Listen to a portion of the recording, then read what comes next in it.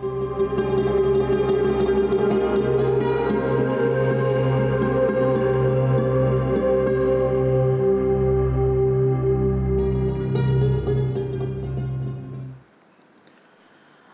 আলাইকুম ওরহমতুল্লাহি ওবরাকাতু। বিসমিল্লাহ আলহামদুলিল্লাহ ওসসালাতু ওয়াসসালামু আলা রসুলিহিল আমিন ওয়ালা আলিহি ওয়া আসহাবিহি আজমাইন আম্মা বাদ। প্রিয় দর্শক শ্রোতা, আশা করছি আপনারা সকলেই ভালো আছেন। আলহামদুলিল্লাহ আমরাও আল্লাহ তাআলার মেহরবানিতে ভালো আছি, সুম্মা আলহামদুলিল্লাহ। প্রিয় দর্শক, আপনারা জানেন যে দেশ টিভির নিয়মিত আয়োজন ইসলামী জীবন ও জিজ্ঞাসার একটি পর্বে আমরা জনগুরুত্বপূর্ণ বিষয়গুলো নিয়ে আমরা কথা বলে থাকি। সেই সাথে আপনাদের করা জীবন ঘনিষ্ঠ নানা প্রশ্ন উত্তর জানবার চেষ্টা করে থাকি। পুরো অনুষ্ঠান জুড়ে আমি আব্দুল কাহার আছি আপনাদের সাথে। আমাদের সাথে আমন্ত্রিত হয়েছেন বিশিষ্ট আলিমুদ্দিন তামিরুল মিল্লাত কামিল মাদ্রাসা সম্মানিত মুফাসসির শেখ আবুল কাশেম গাজী। আসসালামু আলাইকুম ওয়া রাহমাতুল্লাহ। ওয়ালাইকুম আসসালাম ওয়া রাহমাতুল্লাহি ওয়া বারাকাতুহু। শেখ কেমন আছেন আপনি? আলহামদুলিল্লাহ ভালো আছি, আপনি ভালো আছেন? আলহামদুলিল্লাহ, আল্লাহ রাব্বুল আলামিন ভালো রেখেছেন। আপনাকে আমরা প্রতি সপ্তাহে একবার করে পেয়ে থাকি। আপনার মাধ্যমে আমরা অনেকগুলো বিষয়ে জানবার চেষ্টা করি। আল্লাহ তাআলা আপনার হায়াতে বারাকা দান করুন। আলহামদুলিল্লাহ, বারাকাল্লাহু ফিকুম। প্রিয় দর্শক, আজ আমরা আলোচনা করতে চাই স্বাস্থ্য সেবা যেভাবে ইবাদত হবে। আমরা অনেকেই মনে করি যে ইবাদত মানে হচ্ছে নামাজ, রোজা, হজ, জাকাত, এরকম যেগুলো আছে মৌলিক ইবাদতগুলো, এগুলোই একমাত্র মৌলিক ইবাদত। নিঃসন্দেহে এগুলোই মৌলিক ইবাদত, কিন্তু তারপরেও মানুষের সেবা করার মধ্য দিয়ে কিংবা স্বাস্থ্য সেবা করার মধ্য দিয়ে, মানুষকে রোগী দেখার মধ্য দিয়ে, হাসপাতাল ভিজিট করার মাধ্যমে মানুষকে শারীরিকভাবে হাজির হয়ে সেবা করা, অর্থ দিয়ে সেবা করা, নানাভাবে যে সেবা করলে সেটাও যাতে ইবাদত হতে পারে, কোন আয়াতের আলোকে, কোন হাদিসের আলোকে এইসব কর্মকাণ্ড, সামাজিক বিষয়গুলো যে সেবা হয়ে থাকে, কিভাবে হয়ে থাকে, আমরা সেই বিষয়গুলো জানবার চেষ্টা করবো ইনশাআল্লাহ তাআলা। আপনিও চাইলে আমাদের সাথে যুক্ত হতে পারবেন দুটো মাধ্যমে, টেলিভিশনের স্ক্রিনে দেখানো নম্বরে ফোন কলের মাধ্যমে, এছাড়াও দেশ টিভি ইসলামিক শো ফেসবুক পেজের কমেন্ট বক্সে গিয়ে আপনার মূল্যবান প্রশ্ন রাখতে পারবেন ইনশাআল্লাহ তাআলা। শেখ, আপনি শুনলেন যে স্বাস্থ্যসেবা যেভাবে ইবাদত হয়, যদি আপনি আমাদেরকে শোনান যে কিভাবে সেটা ইবাদতে পরিণত হবে। আলহামদুলিল্লাহ রাব্বিল আলামিন ওয়াল আকিবাতুল লিল মুত্তাকিন ওয়াসসালাতু ওয়াসসালামু আলা সাইয়্যিদিল মুরসালিন ওয়া আলা আলিহি ওয়া আসহাবিহি আজমাইন। আম্মা বাদ, ফাআউযু বিল্লাহি মিনাশ শাইতানির রাজিম। বিসমিল্লাহির রাহমানির রাহিম। ওয়া ইযা মারিদতু ফাহুয়া ইয়াশফিন। ওয়া ক্বালা রাসূলুল্লাহ সাল্লাল্লাহু আলাইহি ওয়াসাল্লাম লিল মুসলিমি আলাল মুসলিমি সিত্তুম বিল মারুফ ওয়া মিনহা ইয়াদাতুল মারিদ। কোরআন মাজিদে আল্লাহ তাআলা আমাদেরকে শিখিয়েছেন যে আমি যখন অসুস্থ হই তিনি আল্লাহ আমাকে সুস্থ করেন। রাসূলুল্লাহ সাল্লাল্লাহু আলাইহি ওয়াসাল্লাম বলেছেন, একজন মুসলমানের আরেকজন মুসলমানের প্রতি যে দায়িত্ব কর্তব্য রয়েছে তার মধ্যে অন্যতম একটি হচ্ছে রোগী দেখা, রোগীর সেবা করা। আল্লাহর বিধানে হক হলো দুই ধরনের। কতগুলো হলো আল্লাহর হক, মানে আল্লাহ বান্দার কাছে কি পাবেন। আল্লাহ বান্দার কাছে পাবেন যে বান্দা আল্লাহর সাথে কারো শরিক করবে না, তার ইবাদত করবে, একনিষ্ঠভাবে তাকেই সেজদা দিবে। এটা হলো আল্লাহর হক, আল্লাহর পাওনা। আর বান্দার হক অনেকগুলো, সেটা হলো মানুষের হকও রয়েছে, সৃষ্টির অন্যান্যদের হকও রয়েছে। যেমন কুকুর বিড়াল আমাদের আশেপাশে আছে, গরু ছাগল কীট পতঙ্গ, এদেরও কিন্তু অনেক অধিকার রয়েছে, এই অধিকার নষ্ট করা যাবে না। সেই হিসেবে আল্লাহর হকগুলো আল্লাহ তাআলা মানুষকে মাফ করে দিলেও দিতে পারেন, কিন্তু মানুষের হক এইটা কিন্তু আল্লাহ মাফ করবেন না। তার মধ্যে কিন্তু একটা রয়েছে যে একজন মানুষ অসুস্থ হলে তাকে দেখতে যাওয়া, তার সেবা করা। আপনি জানবেন সহিহ বুখারীতে রয়েছে, রাসূলুল্লাহ সাল্লাল্লাহু আলাইহি ওয়াসাল্লাম বলেছেন যে কিয়ামতের দিন আল্লাহ তাআলা বলবেন, ইয়া ইবনা আদম লাম তাউদনি ইজ কুনতু মারিদান, আমি যখন অসুস্থ ছিলাম তখন তুমি আমার সেবা করো নাই। তখন মানুষ বলবে, আল্লাহ আপনি তো রব্বুল আলামিন, সমস্ত বিশ্বের মালিক, আপনার সেবা আমরা কিভাবে করব।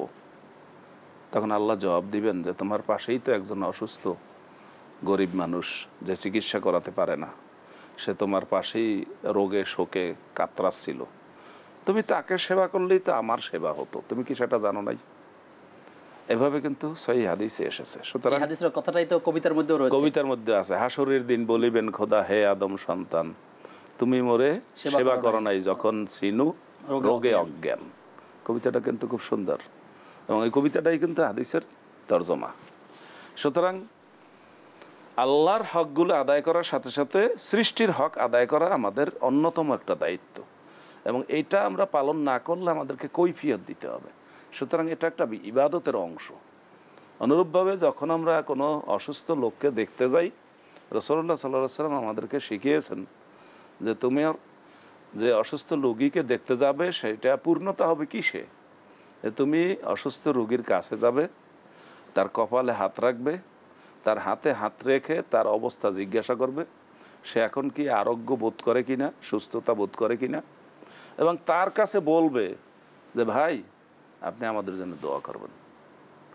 অর্থাৎ অসুস্থ রোগীর দোয়া কবুলের একটা ওয়াদা করা হয়েছে হাদিস শরীফে। তার কাছে দোয়া চাইতে হবে, তার কাছে দোয়া চাইতে হবে, কারণ এখন সে দোয়া করার জায়গায় আছে।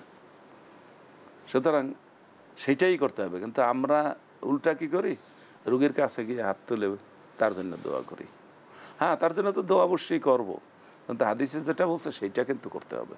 ওইটা কিন্তু আমরা অনেকেই, মানে রোগী নিজে দোয়া করবেন, সেই সাথে কেউ রোগীর চাইলে কাছে দোয়া চাইতে হবে যে আপনি এখন অসুস্থ। এবং হাদিস শরীফে আসছে মা শাকা মুসলিমুন বেশাউকাতিন, কোনো মুসলমান যদি কোনো একটা কাটা বিধে তার শরীরে পায় এখানে সেখানে, সে যদি দুশ্চিন্তায় পড়ে, সে যদি একটা কষ্টে পড়ে, তাহলে তার কিছু গুনাহ মাফ করে দেওয়া হয়। সুবহানাল্লাহ। তাহলে অসুস্থ থাকা অবস্থায় তার কিন্তু গুনাহগুলো মাফ হচ্ছে, সেই সময় কিন্তু তার দোয়াটা কবুল হওয়ার মতো। এজন্য আমরা রোগী দেখতে যখন যাব, তার কপালে হাত রেখে, তার হাতে হাত রেখে তার অবস্থা জিজ্ঞাসা করব, এবং তার কাছে আমাদের দুনিয়া এবং আখিরাতের কল্যাণের জন্য দোয়া চাইব। এবং এটা একটা বিরাট ইবাদত। জি, আল্লাহ তাআলা আমাদেরকে এভাবে ইবাদতে শামিল হওয়ার তৌফিক দান করুন। আমরা অনেকেই দেখি যে সে খবর পেয়েছে তার নিকট আত্মীয় হাসপাতালে আছে অথবা কোথাও বাড়িতে আছে, কিন্তু তাকে দেখতে গেলে তার জন্য কিছু হাদিয়া নিতে হবে, এই যে যাওয়ার জন্য কিছু টাকা খরচ করতে হবে, এই কারণে অনেক মানুষ পিছিয়ে থাকে, আবার খরচের মধ্যে যাব আসলে এরকম ইতস্ততায় ভোগে। আসলে কি করণীয়, আসলে এখানে সুন্নাহটা কি? হ্যাঁ, আপনি অত্যন্ত গুরুত্বপূর্ণ বিষয় বলছেন যে যারা টাকা পয়সার বেশি হিসাব নিকাশ করে তারা এটা হিসাব করে, আবার এটাও হিসাব করে যে আমি তো একসময় অসুস্থ হয়েছিলাম, আমাকে দেখতে আসে নাই। হ্যাঁ, এটাও চিন্তা করে। এই সমস্ত চিন্তা বাদ দিয়ে কোরআন এবং হাদিস যেভাবে বলেছেন যে রোগীকে দেখতে যাওয়া, তার সেবা করা, এটা আপনার দায়িত্ব, এবং এই দায়িত্ব পালন না করলে আপনাকে কৈফিয়ত দিতে হবে। এবং রাসূলুল্লাহ সাল্লাল্লাহু আলাইহি ওয়াসাল্লাম একদিন অনেকগুলো বিষয় জিজ্ঞাসা করলেন যে তোমাদের মধ্যে কে রোগীকে দেখে আসছে? সাহাবায়ে কেরামের মধ্যে আবু বকর রাদিয়াল্লাহু তাআলা আনহু বললেন যে আমি দেখে আসছি। জিজ্ঞাসা করলেন তোমাদের মধ্যে কে অভুক্তকে আজকে খাওয়া দাওয়ার ব্যবস্থা, খাবারের ব্যবস্থা করেছে, খাবার দিয়েছে? কেউ বলতে পারলেন, আবু বকর রাদিয়াল্লাহু তাআলা আনহু বললেন আমি দিয়েছি। সুবহানাল্লাহ। জিজ্ঞাসা করলেন তোমাদের মধ্যে কে জানাজায় অংশগ্রহণ করেছে? কেউ কিছু বলতে পারেন, আবু বকর বললেন আমি জানাজায় অংশগ্রহণ করেছি। এভাবে করে অনেকগুলো বিষয় জিজ্ঞাসা করা গেছে। তখন দেখা যাচ্ছে আবু বকর রাদিয়াল্লাহু তাআলা আনহু ছাড়া কেউ এগুলোর কোনো পজিটিভ উত্তর দিতে পারেননি। সামাজিক কাজে বেশি জড়িত ছিলেন। এই কাজে, সামাজিক কাজগুলো তিনি কেউ ওই দিনের জন্য অন্তত জড়িত ছিলেন না। সবাই আশ্চর্য হলেন, এবং রাসূলুল্লাহ সাল্লাল্লাহু আলাইহি ওয়াসাল্লাম তখন আবু বকর রাদিয়াল্লাহু তাআলা আনহুকে একটা সুসংবাদ দিলেন যে আবু বকর অনেকগুলো কাজ করেছেন, এবং আবু বকরকে জান্নাতের যে 8টি দরজা, সব দরজা থেকে আবু বকরকে ডাকা হবে, ওয়েলকাম, আপনি আসেন, আহলান সাহলান মারহাবান। অর্থাৎ সবগুলো কাজ তিনি আঞ্জাম দিয়েছেন, যার জন্য তাকে জান্নাতের সবগুলো দরজা থেকে ডাকা হবে। সুতরাং আমাদেরও যদি সেরকম একটা অবস্থান নিতে হয়, আমাদেরকে এই সামাজিক কাজগুলো, যার মধ্যে অন্যতম হচ্ছে রোগীর সেবা করা। এবং আমাদের আশেপাশে এমন অনেক রোগী থাকতে পারেন, যেমন এখন বন্যা দুর্গত এলাকায় রোগী থাকতে পারেন, তারপর এখন নতুন করে তারা অসুস্থ হতে পারেন, তাদের পানিবাহিত রোগ হতে পারে, তাদের খাদ্য পানির সমস্যা, সেটার জন্য রোগ হতে পারে। এই মুহূর্তে আমাদের এগিয়ে আসা, বন্যার চেয়ে তো বন্যার পরবর্তী সময়টা বেশি, বন্যা পরবর্তী সময়টা কিন্তু বেশি সমস্যা। হ্যাঁ, স্বাধীনতা অর্জন করার চাইতে স্বাধীনতা রক্ষা করা কঠিন, সেই রকম আর কি। সুতরাং রোগীর সেবা অন্যতম একটা ইবাদত, এবং এই ক্ষেত্রে আপনি কোরআন মাজিদের 2টি আয়াত জানবেন, অফি আমওয়ালিহিম হাক্কুল লিসাইলি ওয়াল মাহরুম, অফি আমওয়ালিহিম হাক্কুন মালুম লিসাইলি ওয়াল মাহরুম। যে আপনি যে ধনী মানুষ যাকাত দিয়েছেন, আপনি রোজা রেখে ফিতরা দিয়েছেন, আপনার কাজ শেষ হয় নাই, বরং আপনার প্রতিবেশী, আপনার আত্মীয়, আপনার পাশে একজন গরিব মানুষ, সে চিকিৎসা করাতে পারে না, তার মেয়েকে বিবাহ দিতে পারে না, সেই সময় আপনাকে অকাতরে নীরবে নিভৃতে তাকে দান করতে হবে। এইটার কথা ওই 2টা আয়াতে বলা হয়েছে যে আপনি ধনী মানুষ, আপনার সম্পদের মধ্যে এই অভাবী লোকগুলোর অধিকার রয়েছে। এটা কিন্তু জাকাতও নয়, ফিতরাও নয়, এই জাকাত ফিতরার বাইরে। এবং কোরআন মাজিদে আরও 2টি আয়াতে, আরও অনেকগুলো আয়াতে বলা হয়েছে যে এনতুবদু সাদাকাত ফানিআম্মাহি, যদি তোমরা প্রকাশ্যে দান করো সেটা ভালো, তোমরা যদি গোপনে দান করো সেটা আরও ভালো। তাহলে এই যে যারা চিকিৎসায় যাদের শক্তি সামর্থ্য নাই, চিকিৎসা ব্যয় বহন করতে পারেন না, তাদের সেবা করাটা হলো অন্যতম একটা দায়িত্ব। সেই ক্ষেত্রে আমাদের যারা জাকাত দিয়ে থাকেন তাদের জন্য একটা দায়িত্ব হবে এভাবে যে আপনি শুধুমাত্র রমজান মাসে জাকাত দিবেন, তারিখ ঠিক করে রাখবেন সেরকম না, আপনি সারা বছর জাকাত দিবেন এবং হিসাব নিকাশ করে রমজান অথবা শাবান মাসে আপ টু ডেট করবেন যে আপনার কতটা বাকি রইলো দিয়ে দেন, আর যদি বেশি হয়ে থাকে সেটা মনে করেন আগামী বছর অগ্রিম জাকাত দেওয়া যায়। আল্লাহর জন্য প্রয়োজনীয় অগ্রিম দিবেন। কারণ এই লোকটা এখনো অসুস্থ, আপনি তাকে টাকা দিবেন 6 মাস পরে, তার তো সেটা যথাযথভাবে উপকৃত সে হচ্ছে না। সকল খাতেও জাকাতের টাকা দেয়, এইখানেও জাকাতের টাকা দিতে পারেন, এই সময় দিতে হবে। এই যেমন এখন বন্যা দুর্গত যে সমস্ত এলাকা, সে সমস্ত এলাকা আপনি জাকাতের টাকা দিতে পারেন। জি, আমরা আপনার এই আলোচনায় আবার আসবো পর ইনশাআল্লাহ তাআলা। প্রিয় দর্শক, আপনারা দেখছেন ইসলামী জীবন ও জিজ্ঞাসা। সময় হয়েছে একটা বিরতির, কিছুক্ষণ পর সাথে থাকুন।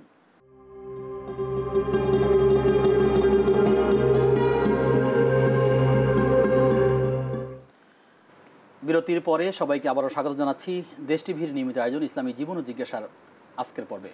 আপনাদের সঙ্গে আছি আমি আব্দুল কাহার, আমাদের আজকের অতিথি শেখ আবুল কাশেম গাজী।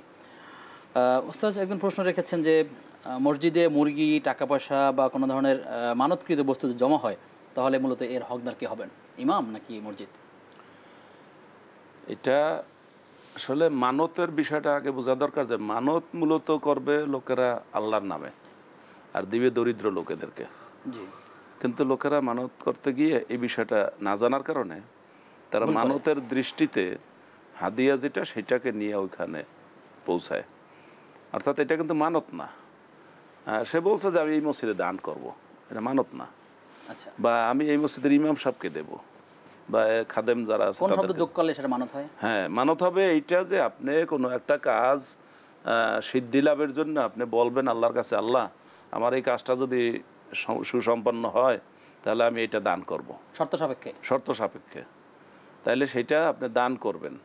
তো সেইটা দান করবেন কাকে? সেটা দিবেন আল্লাহকে। আর আল্লাহর প্রতিনিধি কারা? আল্লাহর প্রতিনিধি জাকাত গ্রহণ করার যে 8 খাত, সে সমস্ত লোকেরা আল্লাহর প্রতিনিধি, ওরা গ্রহণ করবে। অর্থাৎ নিঃস্ব, দরিদ্র, এই সমস্ত ঋণগ্রস্ত, হ্যাঁ, আল্লাহর পথে সেই 8 খাতে বা দরিদ্র যারা আছে তাদেরকে দিবেন। আর এটা তো সে ফিক্সড করছে যে আমি মসজিদে দেব, অথবা সে ইমাম সাহেবকে দিবে, অথবা মসজিদের যারা খাদেম আছে, স্টাফ আছে তাদেরকে দিবে। এখন তিনি যেটা বলছেন সেইটা করবেন। যদি মসজিদ উদ্দেশ্য করে থাকেন তাহলে এটা মসজিদের ফান্ডে যাবে, বিক্রি করে টাকা মসজিদের ফান্ডে যাবে। আর যদি ইমাম সাহেব বা স্টাফকে উদ্দেশ্য করেন তাহলে সেটা তারা পাবে। যিনি মানত করছেন বা যিনি দানের কথা ঘোষণা করছেন তার ঘোষণার উপরে নির্ভর করবে। তাহলে এককভাবে কেউ মালিক হতে পারছেন না, এটা ইন জেনারেল আপনি মসজিদের ফান্ডে দিয়ে দিবেন সেটা কিন্তু পারছেন না। কারণ এরকম কিছু মুসল্লি বা কিছু লোকজন এরকম আছে যে মসজিদের ইমাম সাহেবকে খুব পছন্দ করে এবং তাকে হাদিয়া দিচ্ছে, এটা তো মসজিদের ফান্ডে যাবে না, ওটা ব্যক্তিগত। জি, আমাদের কাছে আরও একজন প্রশ্ন রেখেছেন, তিনি লিখেছেন যে 20 বছর আগে আমার দাদারা আমাদের মসজিদটি আহমদিয়া জামাতের নামে লিখে দিয়ে অন্তর্ভুক্ত হন। বর্তমানে তারা কোরআন হাদিসে অনুযায়ী আমল করেছেন, কিন্তু মসজিদ তাদের নামেই লেখা রয়ে গেছে আহমদিয়া মসজিদ। এখন আমাদের আসলে কি করণীয় দরকার? আহমদিয়া মসজিদ যদি আপনার উদ্দেশ্য হয় আহমদিয়া মুসলিম জামাত, যেটা কাদিয়ানি উদ্দেশ্য, এটাই উদ্দেশ্য, সেটা যদি হয় তাহলে সেখান থেকে তাদেরকে সরে আসতে হবে। যদি তারা হক বুঝে থাকেন তাহলে তাদেরকে সরে আসতে হবে, ওখানে দেওয়া যাবে না। না, ওই তারা পরিচালনা যারা ছিলেন তারা দাদারা করে গেছেন, কিন্তু ওনারা এখন হকের পথে চলছেন, কিন্তু নামটা চেঞ্জ করেন নাই, এতে কোনো সমস্যা আছে? নামটা চেঞ্জ করতে হবে, কারণ এই নামটা এটা হলো রাসূলুল্লাহ সাল্লাল্লাহু আলাইহি ওয়াসাল্লাম যে খাতামুন নবিয়্যিন, শেষ নবী, এটাকে অস্বীকারী এবং এইটা অস্বীকারী তারা কিন্তু মুসলমানের মধ্যে নয়। কারণ আপনার কালেমা বা শাহাদাতাইন যেটা, সেটার মধ্যে 2টা অংশ, আশহাদু আল্লা ইলাহা ইল্লাল্লাহ ওয়া আশহাদু আন্না মুহাম্মাদান আবদুহু ওয়া রাসূলুহু, যে আমি ঘোষণা দিচ্ছি আল্লাহ ছাড়া কোনো ইলাহ নাই, মুহাম্মদ সাল্লাল্লাহু আলাইহি ওয়াসাল্লাম আল্লাহর রসুল, আল্লাহর বান্দা, শেষ নবী। এটা তারা অস্বীকার করে, এটা তারা দ্বিতীয় অংশ তারা অস্বীকার করে। আবু জাহেল কিন্তু প্রথম অংশ স্বীকার করতো, আশহাদু আল্লাহ ইলাহা ইল্লাল্লাহ।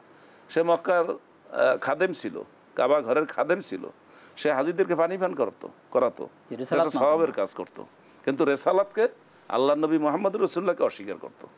এজন্য কোরআন মাজিদে আয়াত আসছে, আজআলতুম সাকায়াতাল হাজ্জ ওয়া ইমারাতাল মসজিদুল হারাম, যে তোমরা মসজিদুল হারামের যারা আসে তাদেরকে পানি পান করো, মসজিদুল হারামের দেখাশোনা করো, এইটাকে তোমরা একটা ওসিলা করছো, অথচ মুহাম্মদুর রাসূলুল্লাহকে আল্লাহর রাসূল মানো না, তাহলে তোমাদের ঈমান তাহলে এই নাম চেঞ্জ করা বা দলিল সংশোধন নাম চেঞ্জ করা খুবই জরুরি। তা নাহলে শায়েখ এভাবে হতে পারে না, দেখা যায় নামটা থাকলেও দেখা যায় পরবর্তীতে আবার আহমদী মুসলিম কখনো আবার এটাকে দখলে নিয়ে যেতে পারে, সেটাই তো দাবি করে বসবে, সেজন্যই তো। আর এটা যেহেতু কুফুরের সাথে জড়িত, মুহাম্মদুর রাসূলুল্লাহকে অস্বীকার করার সাথে জড়িত, এখানে কোনো কম্প্রোমাইজ নাই। ইমাম আবু হানিফা রাদিয়াল্লাহু তাআলা কি বলছেন কেউ যদি তার ঘর থেকে বের হয় যে মুহাম্মদুর রাসূলুল্লাহ সাল্লাল্লাহু আলাইহি সাল্লাম আখেরি নবী, শেষ নবী, খাতামুন নবীন, যেটা সূরা আহজাবের মধ্যে বলা হয়েছে 40 নম্বর আয়াতে, মা কানা মুহাম্মাদুন আবা আহাদিম মির রিজালিকুম ওয়ালাকিন রাসূলুল্লাহি ওয়া খাতামান নবিয়্যিন, যে মুহাম্মদুর রাসূলুল্লাহ শেষ নবী, এই বিষয়ে কারো সাথে তর্কে বাহাসে যাওয়ার জন্য নিয়ত করে বের হয়, তাহলে সেও ঈমান হারা হবে, কারণ এই ব্যাপারে কোনো বাহাসের প্রশ্ন নাই, এটা ফাইনাল। জি, তার মানে তিনি বাহাসে যদি পরাজিত হন তাহলে কি ওইটা মেনে নেবেন না? আশা করছি মূল কথাগুলো বেরিয়ে আসছে। আরেকটি প্রশ্ন হচ্ছে যে আমরা পত্রপত্রিকায়, প্রিন্ট পত্রিকায় দেখি যে রাশিফল দেখা হয়, রাশিফল বর্ণনা করা হয়, এটি আসলে শরীয়ত সম্মত কিনা বা মানলে তার কোনো গুনাহ হবে কিনা? হ্যাঁ, রাশিফলের 12 রাশি ফলের খাবনামা ও ফালনামা, সোলেমানি খাবনামা, ফালনামা, এরকম বইপত্র বাজারে আছে। এগুলোর মধ্যে 12 রাশির কথা বলা আছে। এই 12 রাশি দিয়ে মানুষের ভাগ্য পরীক্ষা করা হয়। ওইটার মধ্যে যার নাম যেখানে উঠে সেটার মধ্যে কিছু বিবরণ দেওয়া আছে যে আপনার প্রথম জীবনটা কষ্ট হবে, শেষ জীবনটা খুব ভালো হবে, আপনার 7-8 জন সন্তানাদি হবে, জীবনে 5টা বিপদ আছে, এই বিপদটা কেটে গেলে আপনি 70 বছর বেঁচে থাকবেন। এগুলো সব অনুমান ভিত্তিক কথাবার্তা, এই জাতীয় কথাবার্তা লেখা আছে রাশি ফলের ভিতরে, এগুলো বলা হয়। এইগুলো কোনোটাই বিশ্বাস করা যাবে না, এবং এগুলো বিশ্বাস করলে তার ঈমান থাকবে না, সে ঈমান হারা হয়ে যাবে। কারণ এই একদিনের ভবিষ্যৎ সম্পর্কে কেউ বলতে পারে না। মানুষ যেটা বলে সেটা তার অভিজ্ঞতা থেকে বলতে পারে। যেমন শিক্ষক ছাত্রকে বলে তুমি যে লেখাপড়া করো তুমি নিশ্চিত ফেল করবা, এটা তিনি ভবিষ্যৎ জানেন এই জন্য বলেন নাই, কিন্তু তিনি তার অভিজ্ঞতায় বলছেন। কিন্তু আগামী দিনের জ্ঞান কার আছে? ওমা তাদরি নাফসুম মাযা তাকসিবু গাদা ওমা তাদরি নাফসুম বিআইয়ি আরদিন তামুত। সূরা এটা হলো সূরা লোকমানের শেষ আয়াতে 5টা বিষয় সম্পর্কে বলা হয়েছে। সেখানে ভবিষ্যতের জ্ঞান কারো নাই। অতএব এই যে রাশিফল, এতে বিশ্বাস করার কোনো সুযোগ নেই, এতে বিশ্বাস করলে ঈমান থাকবে না। জি, আপনি আমাকে খুব ছোট্ট করে বলবেন যে আসলে ইবাদত করা, রোগী দেখতে গেলে মূলত কি কি কাজ করা দরকার সুন্নাহ মোতাবেক, কয়েকটি আমলের কথা বলবেন খুব সংক্ষেপে। রোগী দেখা এটা একটা জরুরি কাজ, আপনি বলতে পারেন ফরজ কাজ। আর রোগী দেখতে গেলে রোগীর জন্য কিছু হাদিয়া নিয়ে যেতে হবে। এটা এখানে কার্পণ্য করার কোনো সুযোগ নাই, কারণ রোগী এবং রোগীর আশেপাশেও অনেক লোকজন আছে। রোগীর কাছে দোয়া চাইবেন। হ্যাঁ, আর রোগীর কাছে দোয়া চাইবেন, তার কপাল সম্ভব হলে তার কপালে হাত রাখবেন, তার হাতে হাত রাখবেন, এবং তার কোনো চিকিৎসা নির্দিষ্ট কোনো দোয়া আছে সুস্থ থাকার জন্য কিংবা রোগীর জন্য? এটার জন্য নির্দিষ্ট দোয়া নাই, তবে অসুস্থ হলে দোয়া আছে। আল্লাহুম্মা রাব্বান নাস আযহিবিল বাস ইশফি আনতা শাফি লা শিফা ইল্লা শিফাকা শিফাআন লা ইউগাদিরু সাকমা লা বাস। রোগীর মাথা কপালে হাত দিয়ে বলবেন লা বাস তাহরুন, ইনশাআল্লাহ তাকে আশা দিবেন, ইনশাআল্লাহ আপনি সুস্থ হয়ে যাবেন, কোনো অসুবিধা নাই, ইনশাআল্লাহ ভালো হয়ে যাবেন, আমরা আছি। আপনার মাধ্যমে আমরা অনেকগুলো জানলাম। আল্লাহ তাআলা আমাদেরকে আমল করার তৌফিক দান করুন। আপনাকে ধন্যবাদ জানিয়ে বিদায় নিচ্ছি। আলহামদুলিল্লাহ। প্রিয় দর্শক, আপনারা দেখছিলেন ইসলামী জীবন ও জিজ্ঞাসা। আমরা যেগুলো বিষয়ে আলোচনা করেছি, আল্লাহ তাআলা আমাদেরকে এর উপর আমল করার তৌফিক দান করুন। আগামী অনুষ্ঠান দেখবার আমন্ত্রণ জানিয়ে আজকের মধ্যে এখানে বিদায় নিচ্ছি। আসসালামু আলাইকুম ওয়া রাহমাতুল্লাহি ওয়া বারাকাতুহু।